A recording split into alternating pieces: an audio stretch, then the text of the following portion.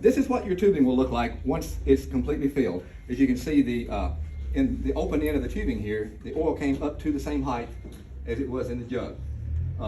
In those rare occasions where somebody may have kicked the bottom or for some reason, visually look at it starting off for the first several that you do to make sure we don't have any air bubbles trapped in it. Like I say, you shouldn't have unless the tubing is tilted or something's gone wonky. But if you do have, I'll show you how to get those out at another time. It's not a huge deal. So now that we've got the, stay there for just a second. So now that we've got our tubing filled, it's a little easier if you come up real close on this, Lauren.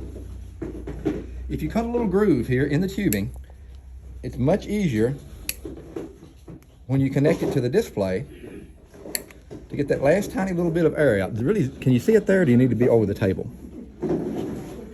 Get a shot. Okay, there we go. There you go. Okay. All right. So if you want to, ladies, kind of see that little groove that I cut there? A little V groove. A little V groove in it. That way, I'll show you the purpose of that.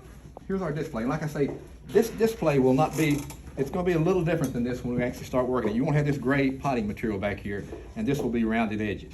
So what we'll do, actually everybody come around on this side. Now, bear in mind, this will be high. This tubing will be sitting here on the bench. So you're not going to be bending over to do this, but I've got to bend over and get lower than this. But this will be up head height. So once you bring your tubing down from up by your head, here, you'll see the oil will start to flow up toward the open end of it there. And this will be comfortably done on the bench. It won't be done down here on my knees on the floor. Yeah. So we'll start this through here. Actually, I should have shown you that little groove as you're hooking it. Actually, come back in here. I've got this, I bled all the air out then. I've done this so many times. I bled the air out as I hooked it up. And you will get that fast after you've done this for a little while. But I'm gonna put a little air back into it. Okay. Then I'm gonna hold it down here. Put that video right over the top. Can you see right in here, Lauren? See how we got this air bubble here? Mm-hmm. Okay, as I back that off, you see that little groove? Mm-hmm. That air went right out that little groove. Yeah. That's the purpose of that little groove. Otherwise, it's sometimes a booger to get that last little bit of air out.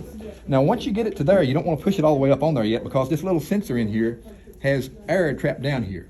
So what we'll do, like we did before, is you want to tap it.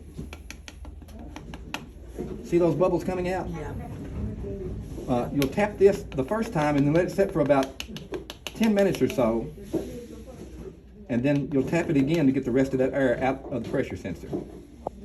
It's not the end of the world if you leave a little air in it. It won't affect the operation. But guys will complain because they don't want to see air bubbles where there's supposed to be oil. So about like that the first time. And if we've got this magnetic there, so you can put it on that and you're good to go. And I'll let it set like that typically for about 10 minutes. That way the oil goes down in there and then we'll come back and we'll tap it again to make sure we've got all of that air back out of it. Make sense?